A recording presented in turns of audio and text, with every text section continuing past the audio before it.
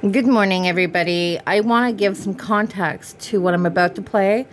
I'm about to play Ashlyn Couch's first time interview, first time speaking out in regards to losing her roommates. Yes, there was a sixth roommate in that lease. The sixth roommate is Ashlyn Couch. She actually didn't live there at 1122 at the time. Her name was on the lease, however, she wasn't there. So there's an interview. She spoke out for the first time on KXLY.com in Idaho, and this is what she has to say. A young woman who once lived with Madison Mogen and Kaylee Gonsalves is sharing a promise to her roommates who were murdered in their Moscow home. She says it's taken time for her to process her grief after her friends were killed. Now, with the help of her mom, she's building a foundation to promote safety for college students. It's an exclusive interview with our Hunter Bertram. And Hunter, she also told you about the last words between this group of friends. That's right, Derek. Are you okay? That's the last text Ashlyn Couch sent to Madison Mogen the day of the murders. It's not easy for her to talk about, but she agreed to this interview because she says it's time to change the focus of the murders. An infectious smile, cheek to cheek. That's Kaylee Gonsalves.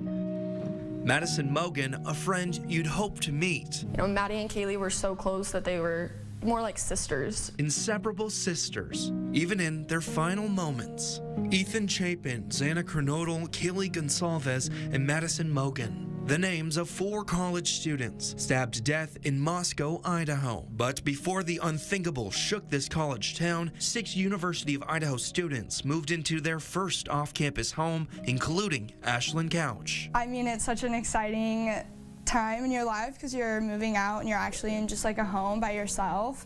And one thing is that we were all so close. This is the first time Ashlyn has agreed to an on-camera interview since her former roommates were murdered on King Road. Ashlyn Couch lived at the house with Kaylee and Madison, 2 of the 4 students murdered in November of 2022.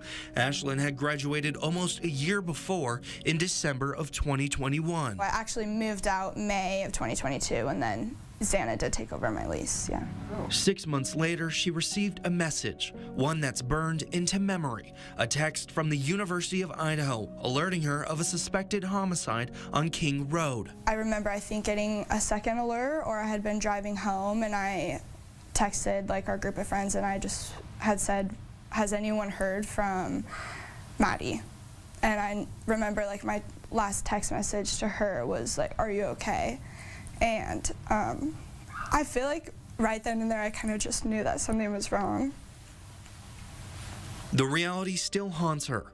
A gruesome tragedy took place in the house she called home, in her old room, and she could have been there. Her name was still on the lease of 1122 King Road. It crosses my mind more that that could have happened while I was there. And you know, you never know like how long someone is watching your house. The vibrant, once full of life house, gone. Yeah, our life's been a little more quiet. Sorry.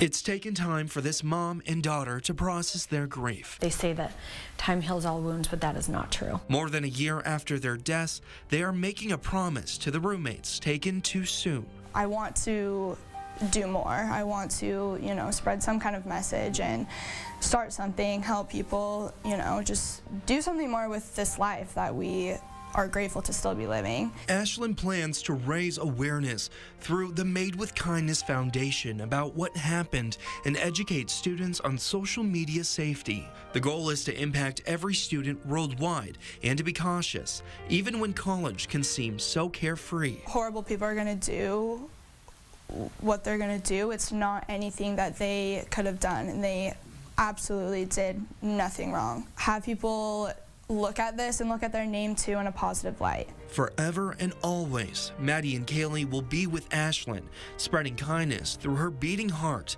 as Ashlyn keeps her promise and new life mission to keep this from happening again. I mean, I couldn't even walk to my car in the dark for months after, you know, it happened. Like, you just want to at least feel a little bit safer.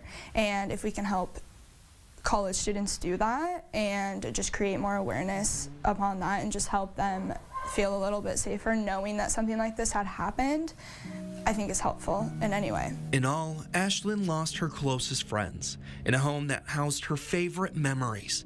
Yet one wish will go forever unfulfilled. You wish that you could just say goodbye, and that's one thing that I just wish that I could do at least one more time, is like, you know, just give her one last hug just to be able to say goodbye.